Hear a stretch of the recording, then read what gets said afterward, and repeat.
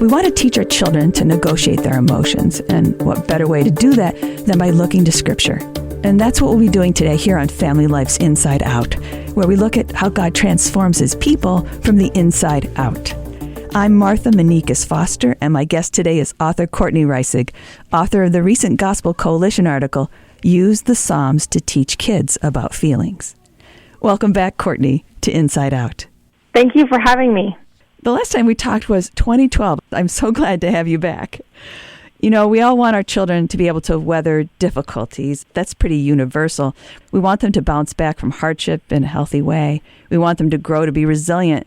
But when it comes to guiding our children through their emotions, as parents, you say that we tend to fall into a couple of predictable ruts. So, Courtney, what are the pitfalls parents gravitate toward when it comes to their children's emotions?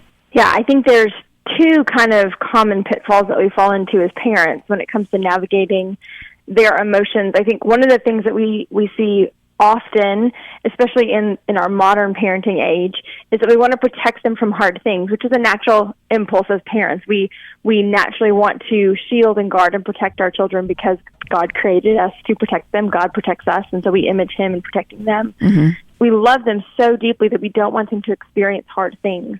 And so we fall into that pitfall in that we protect them too much. We don't allow them to experience the reality of living in a broken world and then learn how to handle that while they're in our home and under our roof. I think another thing that we do is we don't shield them from those hard things, but even more than that is when they experience hard things, we discourage them from expressing emotion, so we want to suppress it. So I think we always fall into kind of two ends of a spectrum. So we either want to protect them too much from experiencing hard things, or we don't want them to feel or express those hard things when life happens. And so I think parents have to ask themselves which one of those two things they tend to fall into. And we all probably know which one we fall into, or if we stop to think about it, we would know. But I think those are kind of those two pitfalls that we gravitate towards. Mm-hmm. So, I mean, I think we would all agree that feelings are complex. We really do want children to be able to express them in a healthy way. You believe the Old Testament book of Psalms can help for a number of reasons. In fact, you've called the Psalms your lifeline. Some of the ways in which you say that they can be helpful is that they help us show that feelings are good things. So how do you say that the Psalms do that? Yeah, so the Psalms are poetry. So if you're familiar with just poetry in general, poetry tends to, like songs, speak from a place of emotion and speaks from a place of feeling. So it takes real human experiences and then puts words to that. And so the Psalms, like our modern poetry, do the same thing. And in the Psalms, one thing that helps us to see is the Psalms are written in a historical context in the Old Testament. So oftentimes the Psalms are corresponding to real historical events that we can read about in the historical books like 1st and 2nd Samuel, and they're written from Moses all the way through King David and even through the exile. And so what we realize is that the Psalms are filled with so much emotion. You've got questions of how long will you forget me? Or like Psalm 88, where Psalm 88 tells us that darkness is our only friend and they feel like everyone, including God, has forgotten them. And so the Psalms speak to very real feelings and very real emotions. And that's helpful to us because as feeling beings, God created us to feel things, and then He's given us a whole book of the Bible that teaches us how to navigate those feelings and to express those feelings back to God. And I say back to God because if you notice in the Psalms, all of them are directed, many of them are prayers or songs that we sing back to God. And so we take all of our feelings and all of our emotions, and then we move them towards the only one who can do anything with what we're feeling. But just because we feel something, it doesn't mean we should act on every feeling, right? Oh, sure, of course not. So whenever we feel something or want to do something, we always need to ask, how does it line up with Scripture? And so using Scripture to interpret Scripture, right? So the Psalms are never a license to sin. Our feelings are never a license to sin. So just because I feel something, so I feel like punching something sometimes. Well, that's not right because it's a sinful expression of anger to punch the wall or to punch another human being. And so we always have to take our feelings and our emotions and hold them next to the mirror of Scripture and ask, is this something that God says is good and right to feel and to express? I think another thing, too, when you think about your feelings is acknowledging that you feel something. So I feel like punching something. Right. Well, that's okay to say I feel like doing that. It's the action of sinning that we want to take in line under the authority of Scripture. So, yes, just because we feel something doesn't mean it's a license to sin. Right. So you mentioned that the Psalms are the psalm writers speaking to God, but you say that we have a model in the Psalms for sharing feelings along with others, with groups of people. How can that be helpful to children when they're learning to navigate their feelings? Yeah, so we're not lone rangers, and so God created us to be in community with Him, obviously, but also with one another. Mm-hmm. And so the home is a child's first community. And so we're teaching our children how to learn how to express and be human beings and grow into fully functioning adults. They learn that here, and so they learn how to express their feelings and their emotions and a whole host of things of how to live in community while they're in our home. And so one of the things that we can do with our children that's helpful is recognizing first that they're image bearers, that they're created in the image of God. Mm-hmm. And so because of that they have feelings like we have feelings. They experience the world like we experience the world. They experience heartache and disappointment and struggle mm-hmm. and pain and anger. And so allowing them space to be able to say, I'm really disappointed about that. And mm-hmm. then asking what we can do with that feeling. And so the Psalms are helpful for us in that we're taking our children to the Scriptures and saying, you're sad over the transition that we're walking through. And so God's people have been walking through transition for a long time. Or envy. So Psalm 73 speaks specifically about envy. And you can mm-hmm. say, I look at that person over there and they're getting all the things that I want. Mm. Well, the psalmist felt that way too. And so taking your children to Psalm 73 and saying, why are the wicked prospering? Why is he getting everything when I'm not getting anything? And then seeing that only when we go into the sanctuary of God, only when we take our request to God and see his purposes in the world can we make any sense that he's the only one we should desire. And so I think giving them language and learning how to navigate that, but I think first and foremost, just making it okay to talk about how you feel and giving them space for that, I think is huge, because a lot of the times we fall into those pitfalls because we weren't given those spaces as a child. And as we grow into adulthood, we feel like we have to suppress our feelings because we were never taught how to express them rightly. And so I think that's the starting point of recognizing that they're image bearers who feel like we feel. Yeah, our feelings should be respected. You're talking about naming those feelings. Our feelings are real, but they're not our best or like only guide. So how have you helped children to learn to respect feelings but not always trust them? You know, there's the ditch on both sides of the road here. How do we drive down the middle? I think going back to letting Scripture interpret Scripture, and so remembering what is true. I think back to in the gospel accounts where the disciples are in the boat, there's a storm, and they look at Jesus and say, don't you care that we are perishing? And I heard Tim Keller in a sermon one time talking about this, that the rebuke to them was that they were accusing God of not caring, accusing Jesus of not caring. And that cannot be true, is he always cares. He never doesn't care about us. And so helping our children see that you might feel like he doesn't care about you, but he can't not care about you. And so helping them to see what are these true, unchanging realities about who God is and how he works in the world, and then how do our feelings line up against it, as helping them to see that they might feel something, but their feelings are not the standard of reality and what's true.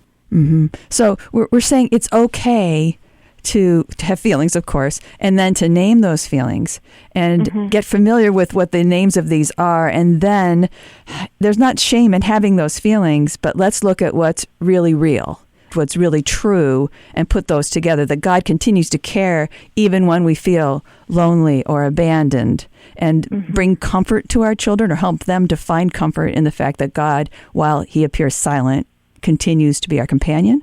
Yes, and I also think it's really important to have patience, too, because think about, like, we are so frail as well. How often do we come back to God with not trusting him or not believing true things? And you look at the nation of Israel and how often they failed to trust God, and how patient God was with them, and he didn't cast them out, and he gave them so many opportunities to obey. And I think with our children, we want them to fit into the box immediately. We want them to get this immediately. And they won't any more than we will. And having patience with them, that it takes time. And that sometimes in the Psalms, one of the things that's really striking to me is that sometimes in the Psalms, the psalmist cries out with these how long questions for the whole psalm, and he never gets an answer. And so he's just left in the questions. And I think that is a good reminder to us that sometimes we're going to have to sit in the questions with our children and not have an answer for them. In the same way that we're like that with other people, is we're going to have to sit in the confusion and the no answers and just let them be in that feeling of despondency. Right. knowing that God hasn't left them and he will show up. He's always there. He's just hiding his face. I always think about the story of Elijah when he was really despondent over how he was alone Right. in being the prophet, and how God, when he kept saying, "You have forgotten me, you don't care about me," and God puts him in the cave, and God feeds him and tells him to take a nap. Yeah. Yes. Instead of saying, like, he doesn't even reveal himself to him. He says, "I'm going to feed you, I'm going to take a nap." And he does it a couple of times, because sometimes that's what we need to do for our children, is feed them and make them go to bed, or sit and watch a movie with them, or read them a book or something, letting them calm down instead of trying to get them to the point where we want them to believe the true thing. And that's hard as a parent, because we want them to conform so quickly in the same way that we want ourselves to. And that doesn't always happen because people are really complex. Yes. A couple of things come to mind. One is that we have to constantly tell ourselves that we only got to the point that we're at after so many more years that we are at now, and that's imperfectly waiting on God. And they're young, right? They're new. And of course, it's going to take a lot longer. And they're not going to immediately get it. And then the other thing is that, the Psalms of Lament often puzzled me, especially in times of great grief, because frequently you have the pouring out of lament, and I could relate to that. And then there's the couplet at the end that is, "But you are great, you are good, you are always with me." And I would have a hard time with that. And then I heard a speaker, and mind you, it's not part of the scripture, but the speaker suggested that we don't know how much time there was between the majority of the writing of that and that final couplet. That Yes, I've actually heard that before too. Yes. And that brought me great comfort, because it's not like, oh, yes, I can pour out my lament, and immediately then I have to get in line that everything that I think is also what I feel. Right. I have heard that as well, and have found that incredibly helpful. And then also, like, as a writer, I know, sometimes you don't finish it right away. So you write a little bit and then you come back to it. So I have found that incredibly helpful as well. Yes. So Courtney, one final question. What have you found to be the most important lesson about feelings when a parent's aiming to nurture resilient children? I have 4 children, and they're all very different.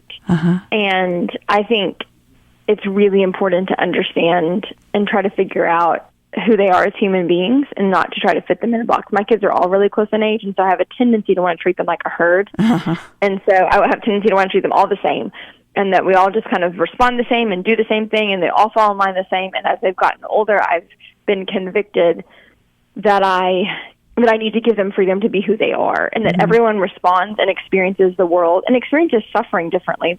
I have some children who feel loss and pain differently than others, and giving them space to feel those things and acknowledge and not feel like they have to conform to how their other sibling is has been really important for me.